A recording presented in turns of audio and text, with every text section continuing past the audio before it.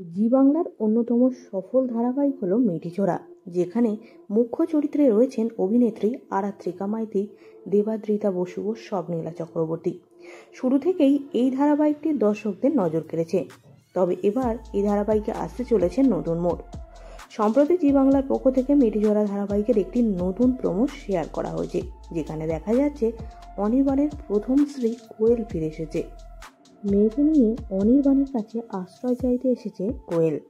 প্রমোতে কোয়েলকে বলতে শোনা গেল, আমাকে একটু আশ্রয় দেবে অনির্বাণ? আমার মেয়েটাকে দেখার আর কেউ নেই, আর তুমি ছাড়া আমারও আর কেউ নেই। রায় অবাক হয়ে যায় কোয়েলকে দেখে, চিনতেই পারে না। তাহলে কি রায়ের জীবনে নতুন ঝড় আনতে চলেছে কোয়েল? সেই উত্তর তো সময় দেবে। দীর্ঘদিন পরে ছোট পর্দায় ফিরছেন অভিনেত্রী অনামিকা চক্রবর্তী। মেটিচোরা ধারাবাহিকে এই কোয়েল চরিত্রেই দেখা যাবে অনামিকাকে।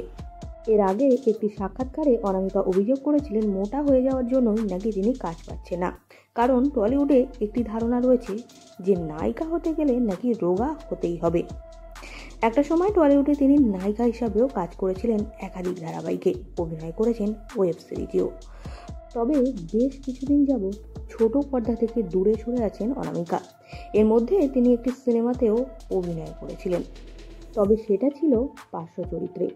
অভিনেত্রী অনামিকা চক্রবর্তী পর্দা থেকে কার্যত হারিয়ে যেতেই বসেছিলেন। সেই জায়গা থেকে এই চরিত্র পাওয়া অনামিকার কাছে কামব্যাকই বলা যেতে পারে। এছাড়াও সেই সাক্ষাৎকারে অনামিকা তার আর্থিক পরিস্থিতি নিয়েও মুখ খুলেছিলেন। তিনি বলেছিলেন, নির্দিষ্ট আয় না থাকার ফলে তাকে সেভিংস থেকেই সংসার চালাতে হচ্ছিল, কিন্তু একের পর এক কাজ হাত থেকে বেরিয়ে যাওয়ার কারণেই সেই সেভিংস এখন তলানিতে ঠেকেছে। সেই কারণেই যথেষ্ট সমস্যার মধ্যেই পড়তে হচ্ছিল তাকে। তবে নতুন কাজ আসার ফলে আশা করা যাচ্ছে তার সমস্যা কমবে। ভিডিওটি ভালো লাগলে লাইক করতে ভুলবেন না। বিনোদন জগতে এরকমই নতুন নতুন ভিডিও সবার আগে পেতে চ্যানেলটিকে সাবস্ক্রাইব করে সঙ্গে থাকুন।